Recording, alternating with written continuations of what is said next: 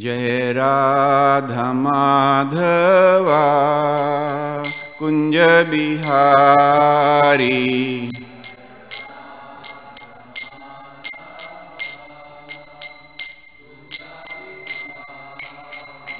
जय राधा माधवा कुंज बिहारी।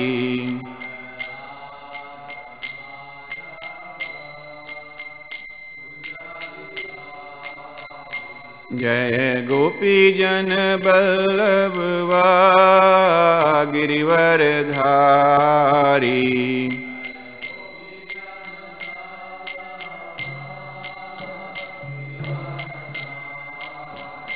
जय गोपी जन बल्लभवा गिरिवरधारी।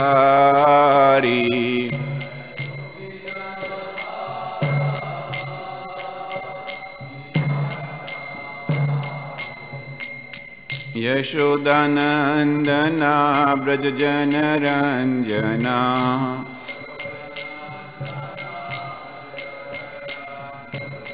यशोदानंदना ब्रज जन रंजना।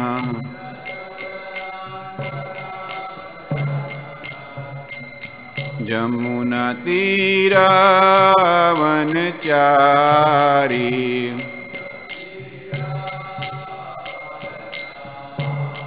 जमुना तीरा वनचारी।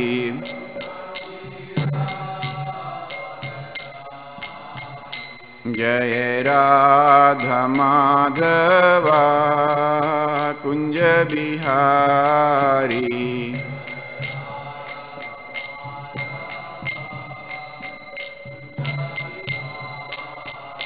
जय गोपी जन बल्लभवा गिरिवरधारी।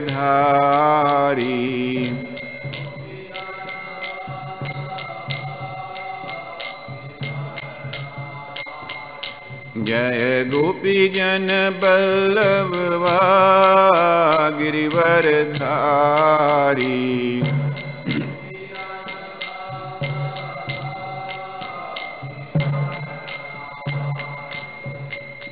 यशोदानंदना ब्रज जन रंजना।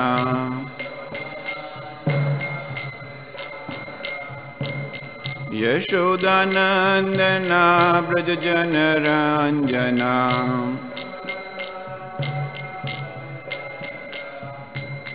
जमुना तीरा वनचारी।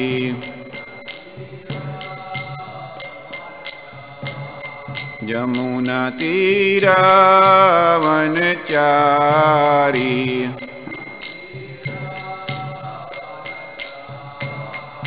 जय राधा माधवा कुंज बिहारी।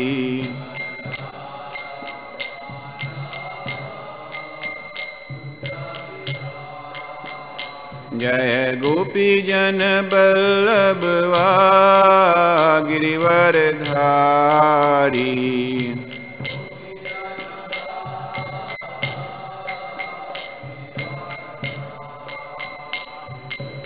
यशोदानंदना ब्रज जन रंजना।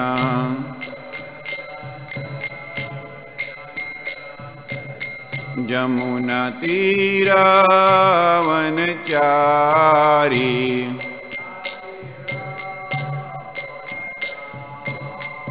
जय राधा माधवा कुंज बिहारी।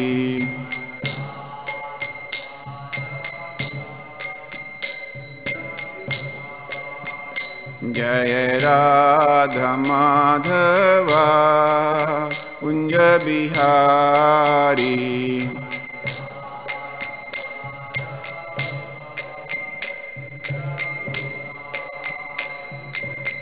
हरे कृष्णा कृष्णा कृष्णा हरे हरे। हरे Ram Ram Ram Hare Hare.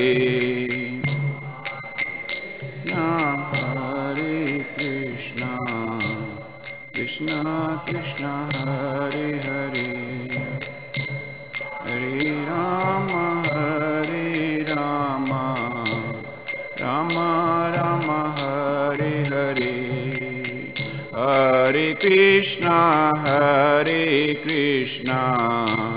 Krishna Krishna, Hare Hare, Hare Rama, Rama Rama, Hare Hare.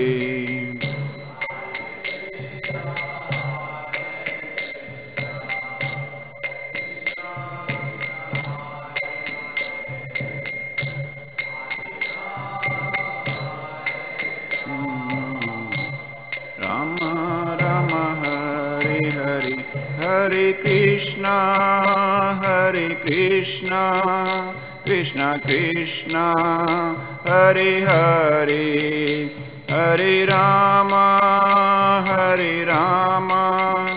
Rama Rama, Hare Hare.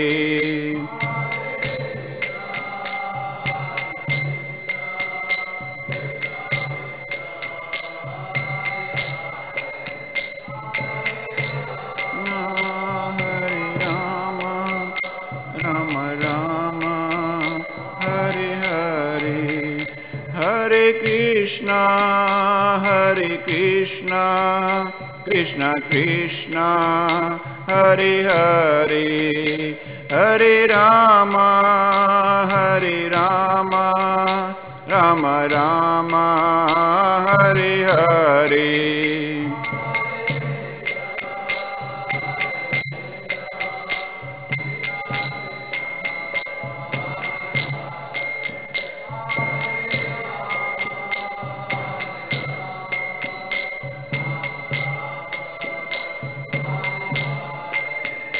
Jaya Kishore Kishori, Jaya Kishore Kishori, Jaya Kishore Kishori, Jaya Kishore Kishori.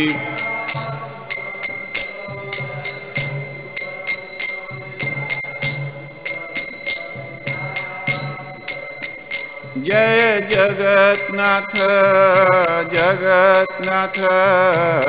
Baladeva, Jaya Subhadra.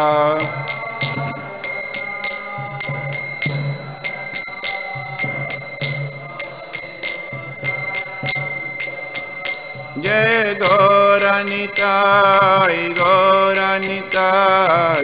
Gauranitai, Jai Gauranitai.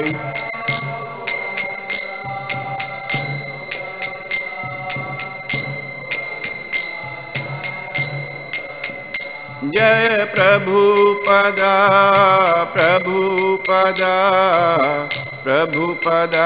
Jai Prabhupada.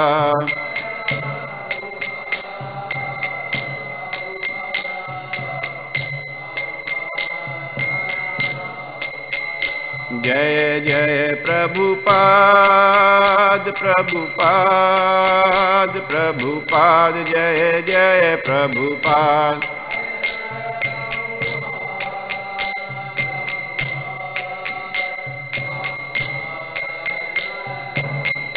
Jai Jai Prabhupada, Jai Jai Prabhupada.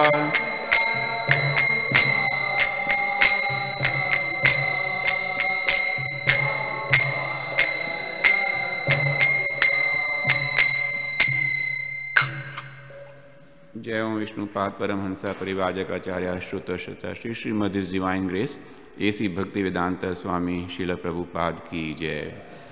ग्रंथराज Shrimad Bhagavatam की जय। All glories to assembled devotees, all glories to assembled devotees, all glories to Guru and Gauranga.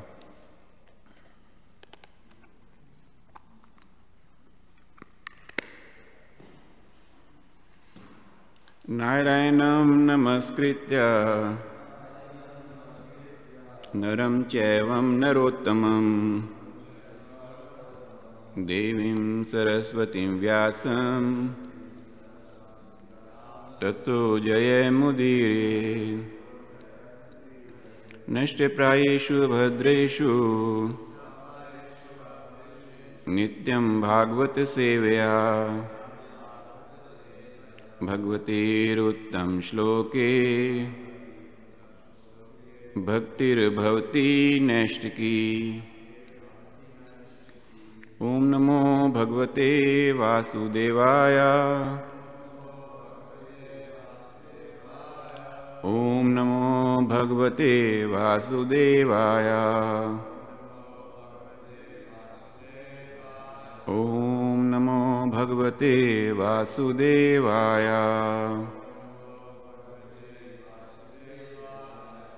Hare Krishna. So we are reading from Canto 9, Chapter 18, titled King Yayati Regains His Youth, text number 28 and 29. So 29 we have on the board, so I'll read 28 and then we can chant together 29. Tat heti avastite praha devayani manogatam pitradata yato yasye sanugayatu mamanu. Translation.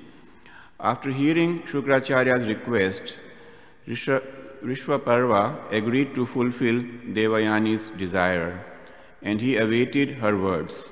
Devayani then expressed her desire as follows. Whenever I marry by the order of my father, my friend Sarmishta must go with me as my maidservant, along with her friends. Text 29. Pitradata Devayanai. Pitradata Devyanai. Sharmishta Sanugatada. Swanam Tat Sankatam Vikshya. Tad Arthasya Cha Gauravam. Devyanim Parayacharat. Strisha Hashrinadasvat. Pitradata Devayanaye. Sharmishta Sanugatada. Swanam Tat Sankatam Vikshya. Tad Arthasya Cha Gauravam. Devyanim Parayacharat. Istri Sahasarena Dasvad. Pitradata Devayanaye. Sharmishta Sanugatada. Swanam Tat Sankatam Vikshya. Tad Arthasya Cha Gauravam. Devyanim Parayacharat. Istri Sahasrena Dasvat.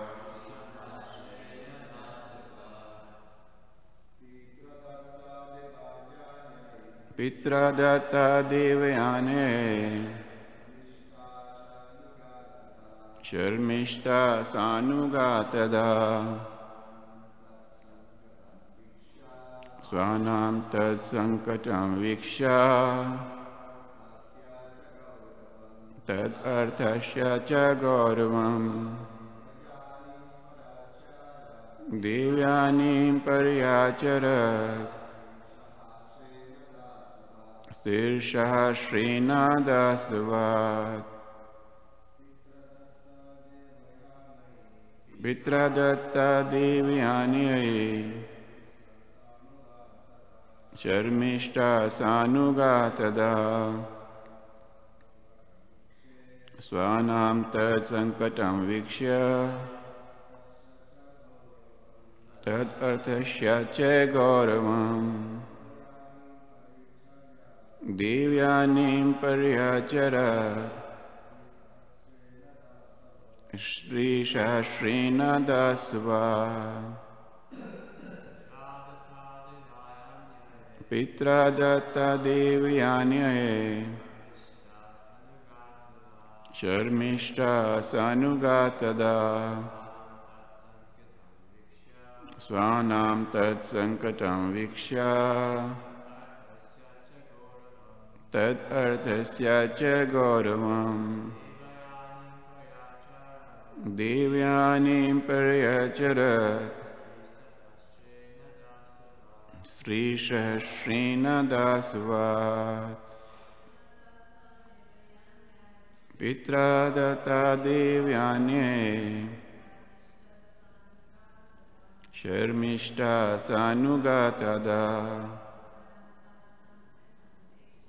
Swanam Tal Sankatam Vikshya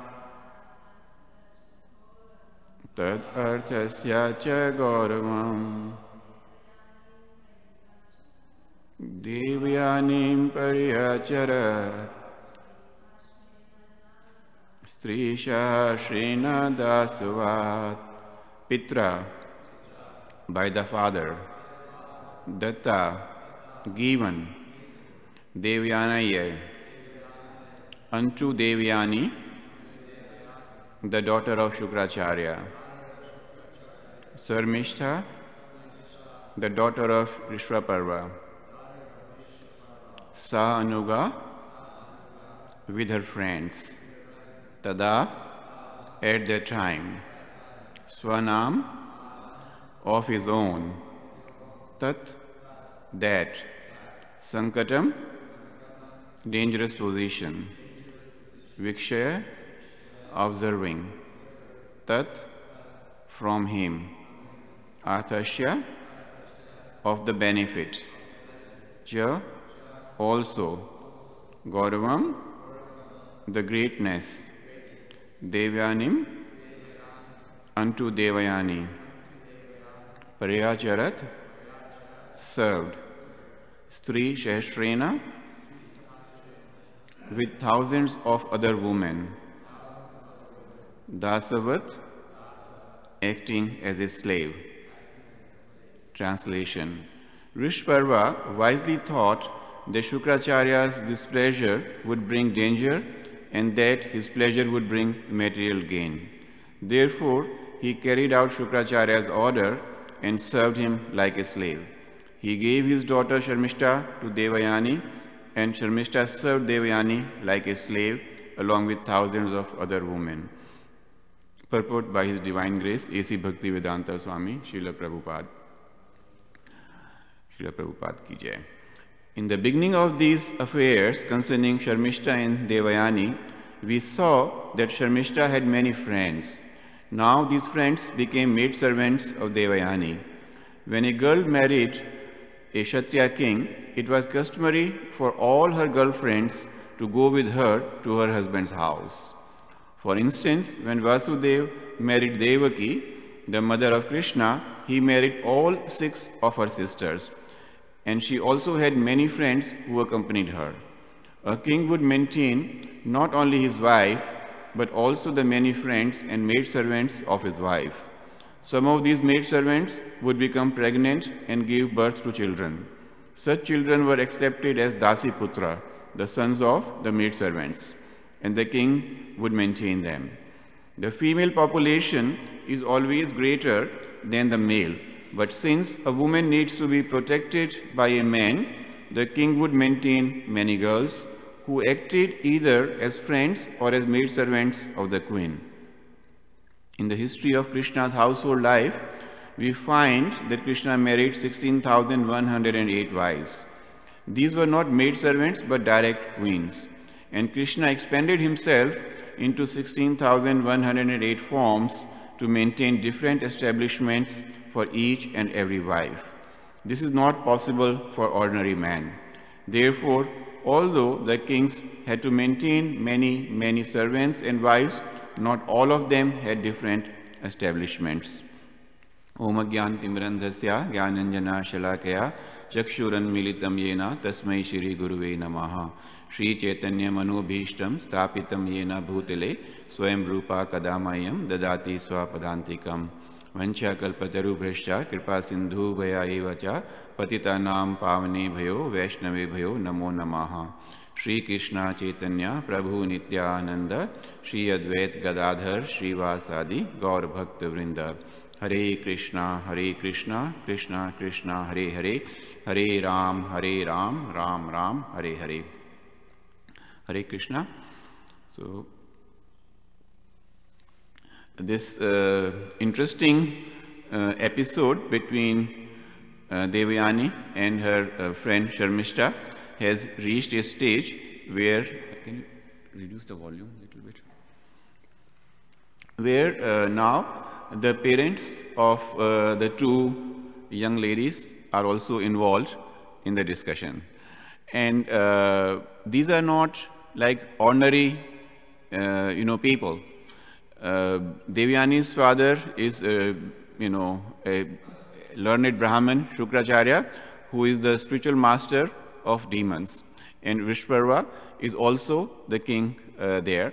And now it has reached a stage where the parents got involved. So when I was reading this chapter generally, certain things which came to why, first of all, I thought that such a story appears in Srimad Bhagavatam.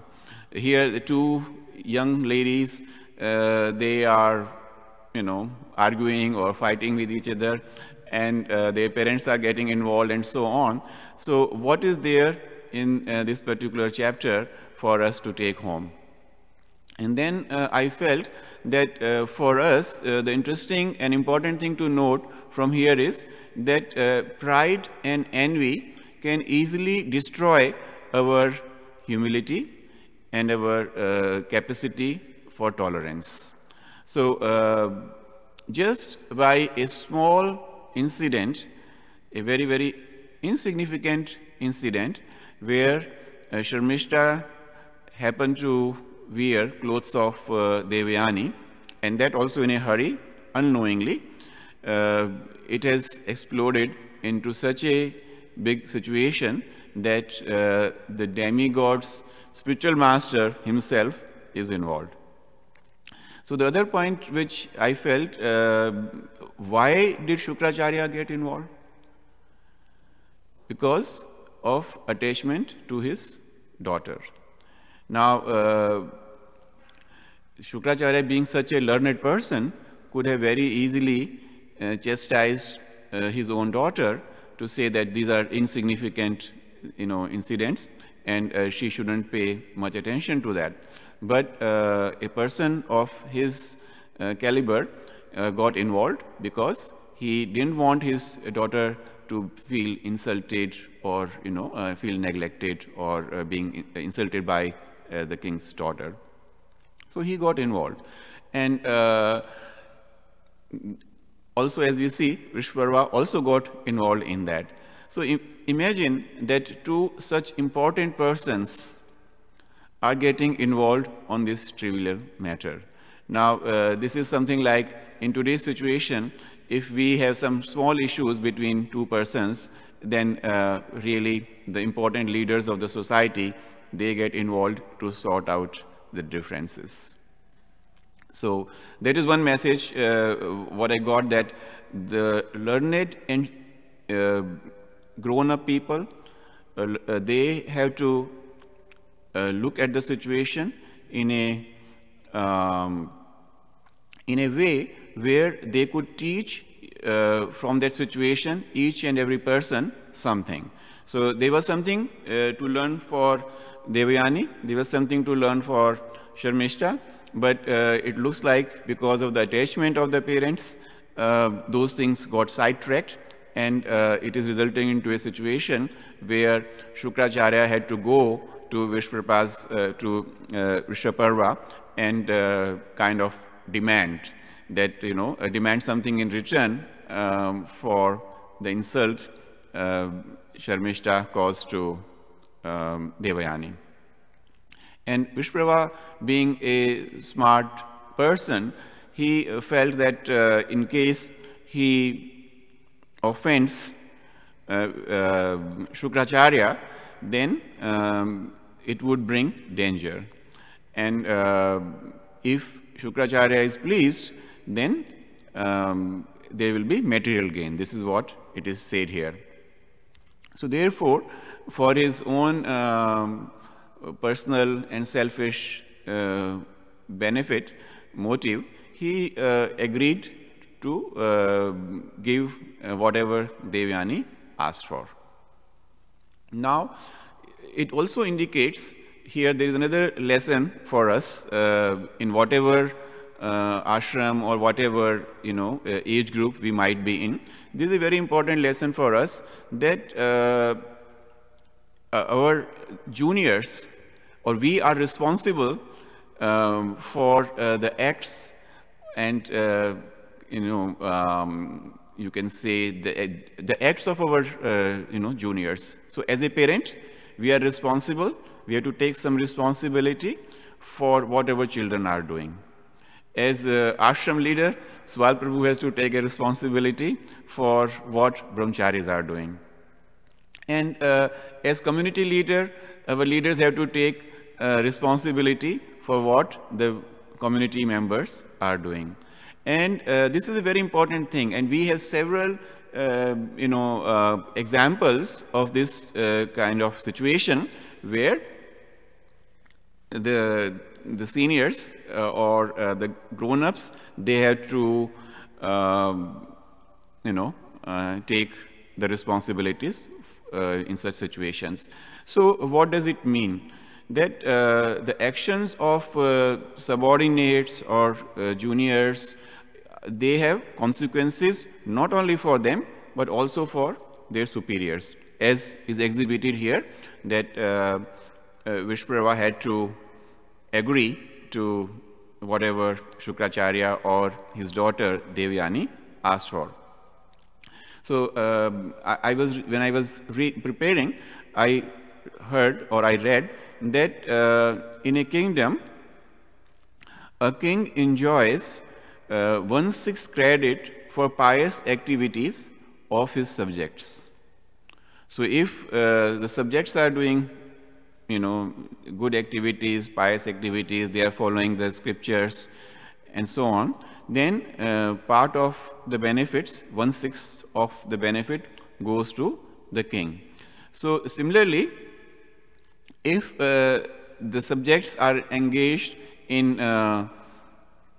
rascal-like activities, then also king gets the reaction. So it becomes very important then for a king to make sure that the subjects are properly trained, they are knowledgeable of their responsibilities, and they conduct themselves that way. A couple of years ago, there was a big, in automobile industry, there was a very big scandal, I think you would know, where Volkswagen is a big German car. They had been declaring that their pollution levels were within the limits prescribed by the government. And at some stage, it turned out that they were fooling the people. Their pollution levels were, the emission pollution was much higher than the limit. And it became an issue where the CEO and managing director of Volkswagen, they were fired. They had to leave their job. And not only that, the company as such had to pay millions of dollars in fine to US government. And I don't know about other part of the world. So it was not that the CEO of the company or the managing director of the company was personally responsible for this. It was people who were several layers lower who prepared those reports, and they submitted them, and they were eventually submitted to the authorities, and they were believed. But as and when it was known that they had cheated, the consequences were there, and the top management of the organization were taken to task. They had to they were fired, and they had to pay some fine to the US government. So there are other such examples, several examples where, if my child makes a mischief, then, I will be responsible for it. If my child is making, some big complication or creating ruckus in Sunday school, Krishna Archana Mataji will come to the parent and say that your child is not behaving properly, and please, do something about it. So I'm trying to convey that the seniors, the grown-ups, the leaders, they have to take the responsibilities of the actions of people who are under their care.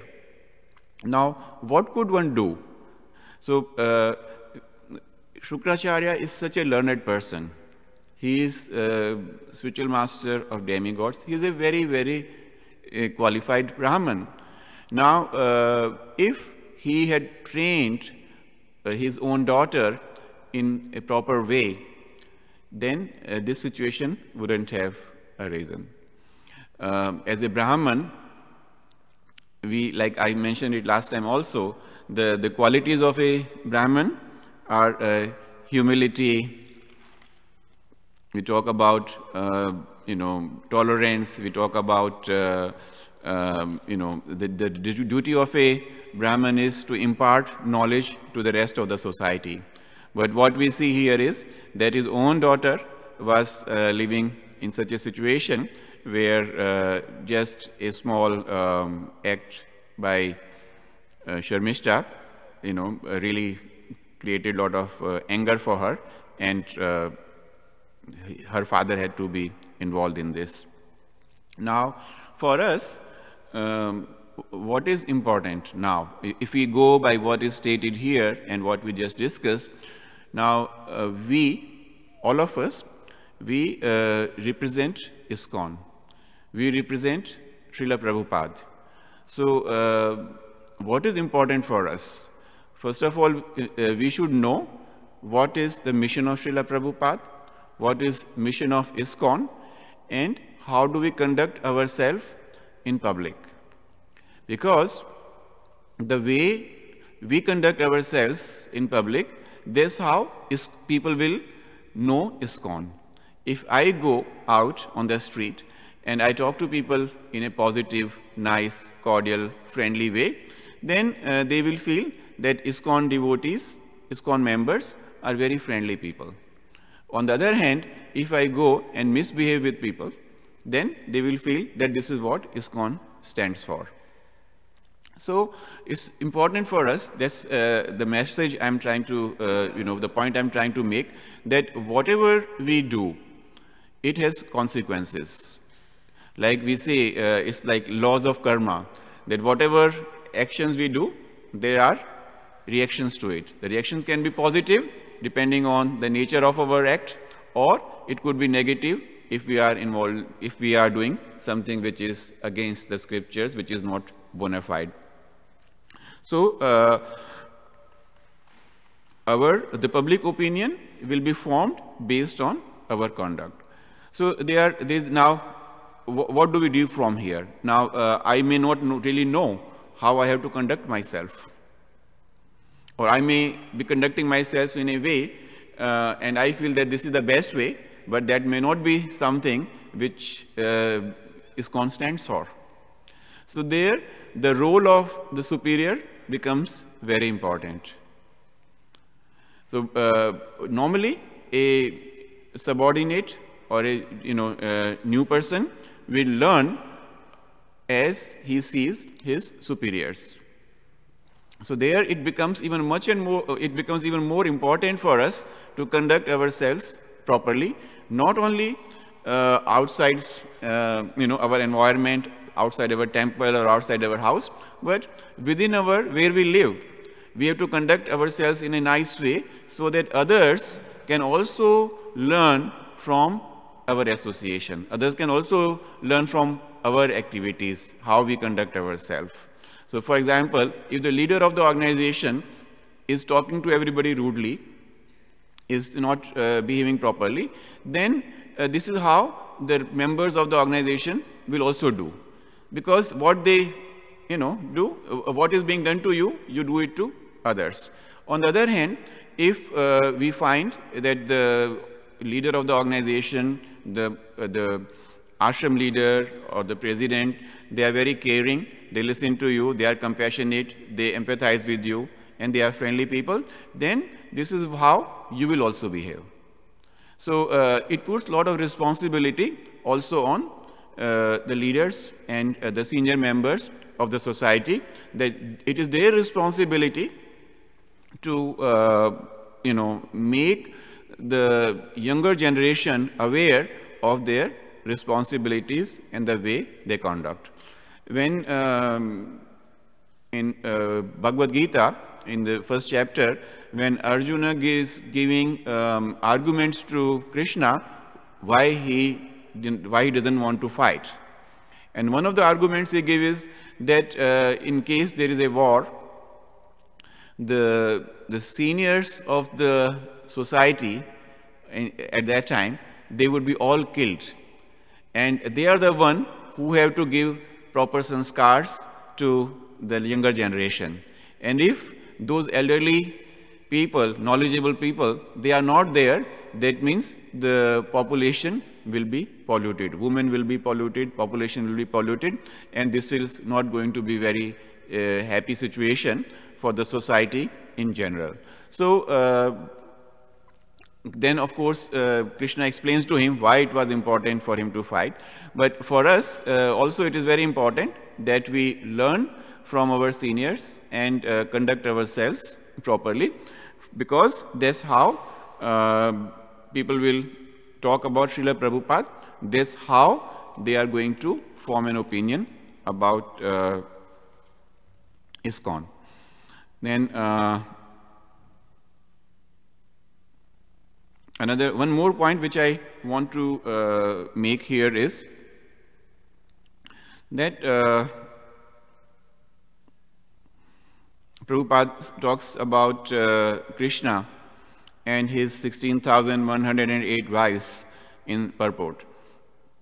So I remember once I was in Vrindavan, and I was, this auto rickshaw, I was traveling in that, and, I just was talking to the driver in Hindi. And, our conversation was there, and I said, it is such, you are so fortunate, you are living in Vrindavan and you are serving here, and so many devotees come, you take them around and so on, even though they are paying you, but still you are doing a great service. And then, I was talking about Lord Krishna a little bit. Then he says, yes, that's very interesting, Krishna had so many girlfriends. So, so he was trying to take the discussion in that direction. And then, so that was there. And later on, when I attended one of the classes of my spiritual master, His Holiness Ramapad Maharaj, so he was talking about imitation and following.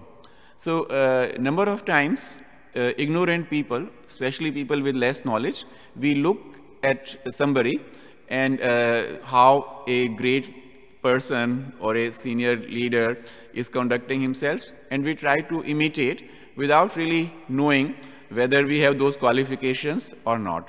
So same way, Srila Prabhupada is saying here that though Krishna had 16,108 wives, first of all, most of the people may not even know that who they were.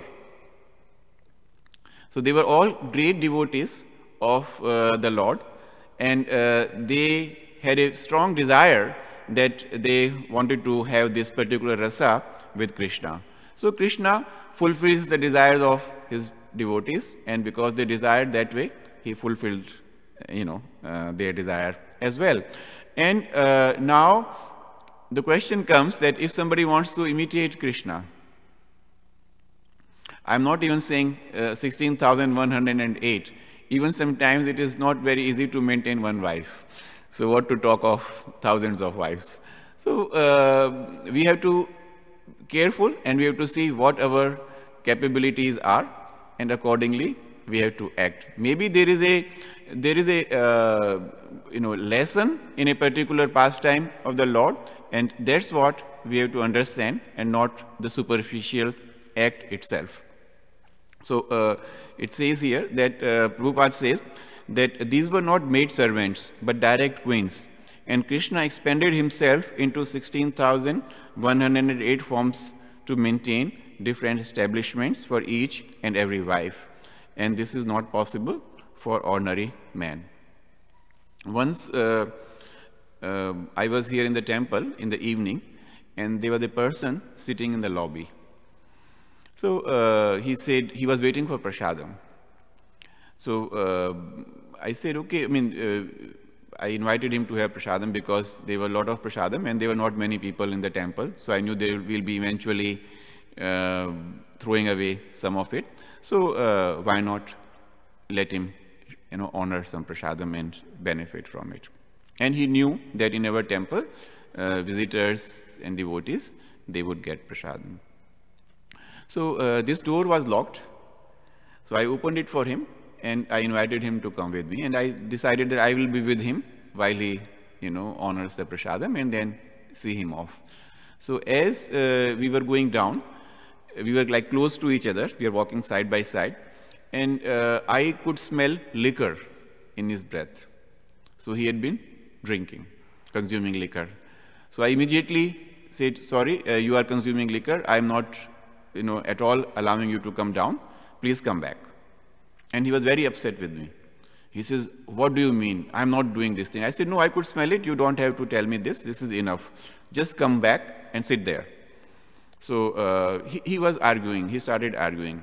I said, I will go and get prasadam for you, but you don't come down. You can eat here and then you can leave. And then he says, you know what my name is? So I said, how do I know? And then his name was one of Krishna's names. Many of Krishna's name, that was his name. So he said, my name is same as Krishna's name. So I said, that may be true, but do you do things which Krishna did? So that is what important. Sometimes we try to imitate, these personalities, the great personalities. We see, oh, this is how my spiritual master, he eats only this kind of food. That's what I should do. He walks like this. He sleeps like that, so all we try to imitate without really knowing that we may not have those, capabilities and that kind of consciousness which a senior devotee or that great personality has. So the final statement which I am going to make is that in our environment, we have to carry out instructions of Srila Prabhupada, our spiritual masters, our leaders, in a consistent and steady way. And at the same time, our leaders, our seniors, they have to act responsibly so that even juniors, new persons, they can also learn how to conduct themselves in a proper and shastric way. Thank you. Any discussions, comments?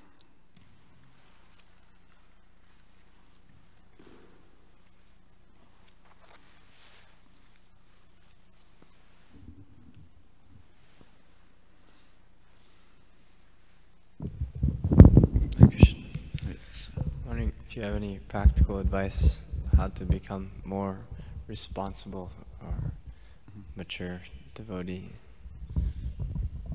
Thank you.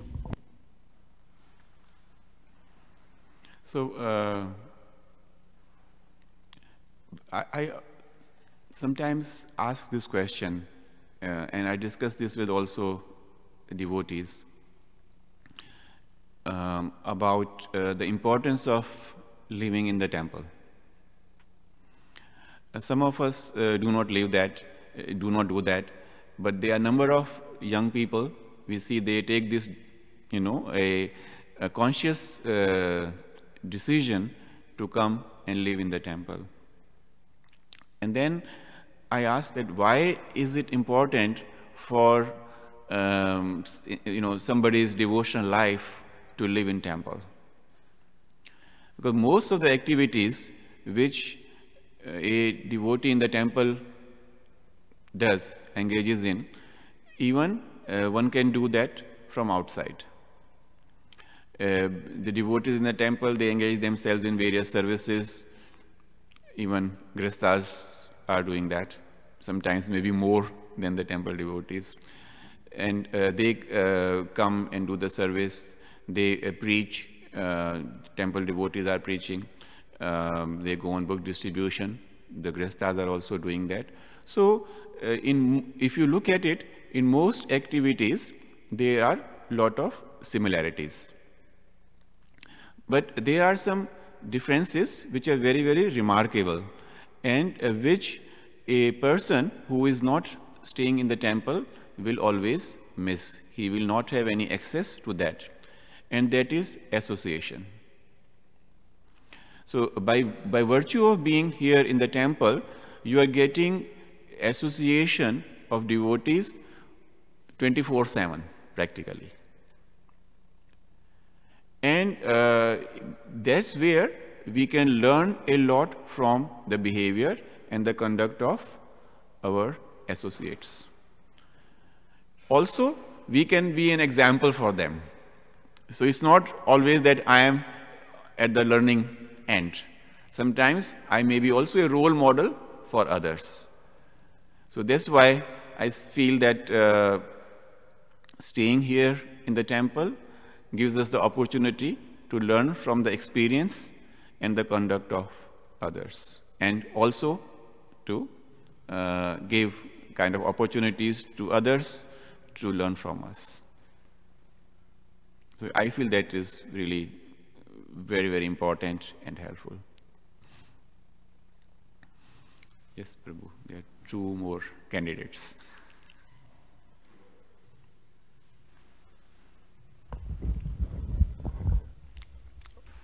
I was just reflecting. I was discussing yesterday with my wife, and you brought it out today in your class, about Sukracharya's involvement in this whole rift between the 2 young ladies, or young, girls, and the fact that you mentioned the responsibilities of parenthood, that the fact is that the responsibility is there and we should not neglect it. It's not that, now as this all complications, I should renounce this thing and take. No, you're a parent, you take responsibility. So it was a responsibility of Sukracharya to take care of his daughter, but in one sense he had to educate her, help her. Yeah. And the choice that he made was almost to wash his hands. He just went to the king, to the man, just please her. The king, I want to please you, and he said, you please me by pleasing her. Just do whatever she wants. Yeah. So it's almost that you leave your child, or those who are your dependents, to, okay, whatever you want, Okay. So it's almost, and the starting point that Devayani had at that point, as you mentioned, was, she started this whole thing with anger and sort of, looking down on this other girl. And then the whole thing escalated. So, so in that sense, he neglected his duty in one sense, and then the result was that the whole difficulty continued through the pastime. And obviously this is great people, so at the end she became the mother, Devayani became the mother of a, such a great personality as Yadu, and Sharmishta became the mother of such a great personality as Puru. So, and King Yayati obtained liberation, Devayani obtained liberation. So, these are not ordinary people. However, as you say, the past time, teaches something.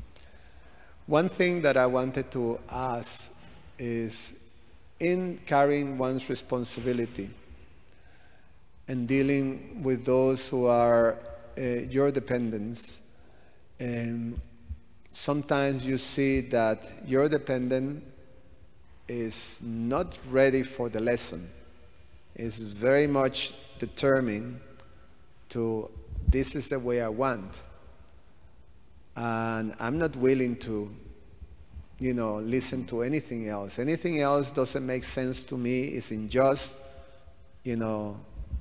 I have my understanding of how things should be. So you have the responsibility to teach, but at the same time, you can confront the situation that the individual is not ready to retake the lesson. That's true. So what do you say in those situations? First, I will comment on your initial, statements you made. That Srila Prabhupada asked that who is a disciple, and then he himself answered that the person who conducts or lives in a disciplined way. So, as a parent, we have a responsibility also to bring up our children or those who are under our care to, make them understand the importance of discipline.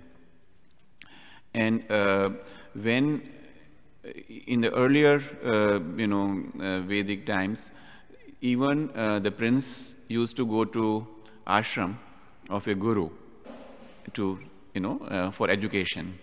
It was not like they were used to living in the palace, they were used to all the comforts of life, but still, so that they get familiar with a disciplined way of living, they were sent to ashram. So that is the importance of discipline in our lives. Now, answering your second question, it is true that everybody is not like everybody is not going to receive the instructions which you are giving in the same way. It will also depend on how their upbringing from the beginning, from their childhood, their upbringing, and so on. And also, we may have to, understand the nature of the person and accordingly interact with him. Because if we, normally what happens in general situation is that we have to deal with, say, 10 people or 10 students. And we want to deal with all the 10 students the same way, which is what happens in the modern education system. And this is where the modern education system is at a flaw. Because everybody who is in a class, whether he has interest in a particular subject, but he has to study it because that's how the curriculum is. Whereas in the earlier system of the system I was talking about, going to ashram, the guru, the spiritual master, will study the nature of each and every student individually, and then according to the nature of the student, he will instruct them. He will assign them, lessons. He will assign them tasks which are, which are compatible with their nature. So that's one thing which is important. And the other thing is, some people learn fast, some people learn slowly. And also, I think I have heard this so many times about our spiritual master, that lot of patience is required in that position. When you are training somebody, lot of patience is needed, because sometimes we feel, I have seen it, I can just share with you about training pujaris for doing some service on the altar. There have been pujaris who have learned the service in one day. You have to just show them one time how to do a particular service, and next time they will carry it out perfectly. You don't have to tell them second time. We have very good pujaris, very nice brahmanas, very nice devotees, and they would take 1 month to learn their service. So then, now what? Now the person who is training them can lose patience and say, come on, what kind of a devotee are you? I've been training you for 1 month. You don't even know how to do arti. So that's where the patience is required. So, and that is a very important quality of a trainer or a teacher. They have to have patience with their students, and if they have such devotees or students under their care who need some special attention, they should be ready for it. As a matter of fact, training or teaching is a big sacrifice. It is not just a small job that you have to do. It's a very big sacrifice you are doing. And you have to be prepared for that in that mood. And then with that mood, if we approach the persons who are under our care, it will have more impact. Rather than, some of us may believe that, okay, this is what it is. We read out certain instructions, we make some presentations, and so on, and say, okay, from tomorrow, this is what you are going to do. But somebody who may not be exposed to that kind of environment, he will have really hard time to understand it. So we may need to be more patient with them. We need to explain them more, and maybe gradually and slowly, they will learn what you are trying to make them understand. Yes, Prabhu. And unfortunately, the modern education system doesn't work that way. We are we are products of the modern education system, where we learn, the teacher comes, he teaches you this, and that's the end of it. Rest is left up to you, how you do it. Yes, Prabhu. Hare Krishna, Prabhu. Thank you for your class. You were mentioning how we should be good role models so people can formulate positive opinions about devotees. The one thing that comes to mind is that in the scriptures, it doesn't matter how great the saint's behavior is, sometimes people still don't like him. Hiranyakashipu was envious of Prahlad, Ramachandra was envious of Haridas Thakur, Durvasa was envious of Ambarish. So there's a quote by Martin Luther King. He says, nobody is unhappy about praise, even if they know they don't deserve it, and even if they don't believe it. The only people who are unhappy about praise is when that praise is going too much towards somebody else.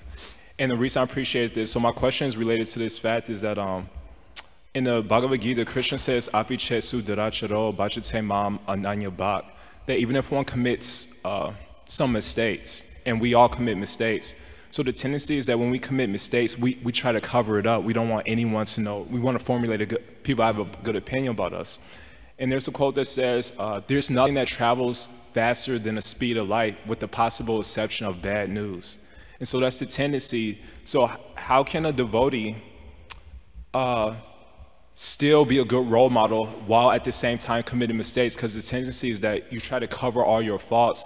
Because sometimes everyone's under the mold, so you're afraid about your reputation, which could also be a stumbling block to be a good role model. You're always trying to cover up your mistakes. So maybe you could elaborate on some of those points. I don't think I have answer to that, because I also try to cover my mistakes.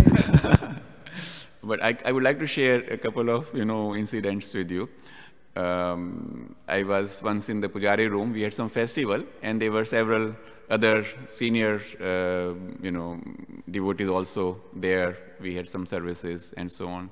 And one senior devotee said to me, "Oh, Prabhu, you are such a nice, great devotee." I said, "Thank you." Then like it was festival, so we were there for extended hours, a lot of time. And then after some time, again, there was an opportunity to interact, and he says, "Prabhu, you are such a great, nice devotee." So then I said, "Prabhu, don't say it too often, because I will start believing it." So it is very easy to, get into that mood that somebody is praising you, even if you don't deserve it. We accept it very graciously. So one has to be careful about that other person maybe is a nice compassionate soul, and he's just trying to motivate us. He's just trying to encourage us by saying positive, words to us. So everybody knows one's capability. I was once reading that people have three characters. One is which we try to show to everybody. The second is what others think we have. Okay? I may try to show whatever I may want, but you will know that, okay, he tries to say this, he tries to talk like that, he tries to act like that, but I know his real, self. And the third one is that what we know we have. And that is the most important thing. So if somebody comes to me and says things which I know I'm not really deserve it, I have to thank the other person for being kind, but at the same time I also have to know that these are just word of kindness. Out of his love, affection and kindness, that person is making those statements, and I do not really have to take them as it is. So that's one thing.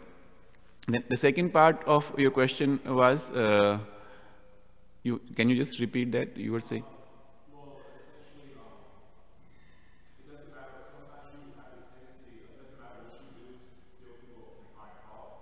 Also, I think more or less answer the whole question, but then the second part, I guess you answered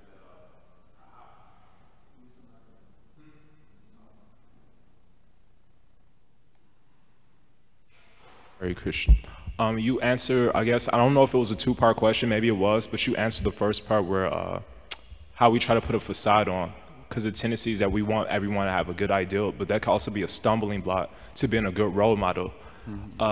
So if I had to ask the second question, like I said, it doesn't matter what you do, people will find fault, but that's nothing out of our control. So how do we give up this desire for reputation? I mean, I think you answered it essentially, so I don't know exactly what you want me to ask. I think you more or less answered my full question. So I had a point, in my notes, which I did not discuss, and that was to talk a little bit about humility. Swal Prabhu gave the class on Wednesday, and he talked very nicely about it. He discussed in detail about Vishwanath Chakravarti's description, and also about Bhakti Vinod Thakur's description about humility and how to cultivate it. And I wanted to also talk a little bit about it because that is such an important aspect, especially under our current episode, that none of the person involved is showing any humility, practicing any humility. Devyani is so upset, Sharmishra is so upset, Shukracharya is so upset, and Rishprabha is so selfish that he says, okay, whatever you want, I'm ready to give, so long my kingdom is safe, I am safe. So when I was, growing in my initial days, this was a very important thing for me also to understand that we hear this word so often, humility, humility, humility, humility, be humble. Humility is the real ornament of a devotee, correct? And the whole, Shikshashtakam is based on how to be humble and tolerant. So, how do we be humble? So, how do we cultivate humility? That part he has already covered. So, but I was thinking that the important thing is to know what humility is, and what I heard is to know our true constitutional position. We see people write big emails and they will write, dear so-and-so, Hare Krishna, please accept my humble obeisances. All glories to Srila Prabhupada. And then after that, we start trying, you haven't done this, you don't do this, you don't do that, and this is what you have to do. And then in the end we write, your servant. So when I was reading one of the books by some of the devotee, and with my little bit of, being Indian background and knowledge of Hindi and some knowledge of Sanskrit, I was trying to, I read the meaning of word Prabhu. So what does the word Prabhu means? We all call everybody Prabhu, correct?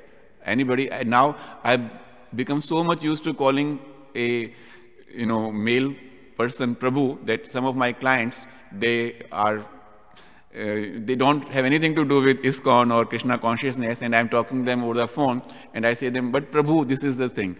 I have emailed you your ticket, or I'm talking to, my cell phone company and the associate who's on the phone, I'm saying, but Prabhu, this is not the case. So it has become a natural way of addressing people, rather than treating them like Prabhu. So Prabhu is master, correct? So if I am calling you Prabhu, that means whatever instructions you are giving me, whatever you are saying, I have to accept. That is the true relationship of a Prabhu and a Das. So we have to, now it's very difficult, it is very easy to say that, but I know it is not really so easy to, practice. But the important thing is that we maintain that cool composure, we don't get upset, and if some advice is coming to us, if some instructions are coming to us, we receive them in a proper mood. Even if we have to differ with the person, we should differ with the person in a cordial and a civilized way, rather than exploding. So, a final statement that I can have some influence on myself. I cannot influence others or others' behavior, others' thinking. I cannot do that. But I can have some control and some influence on my own conduct and my own behavior. And that's what I should work on. Unfortunately, we try to work on the behaviors of other people. we are experts in that. Even if you don't deserve any improvement, I still can tell you, how to be a better person. But I do not look how I can try to improve myself. Okay. Thank you so much. Srila Prabhupada ki jai, Srimad Bhagavatam ki jai.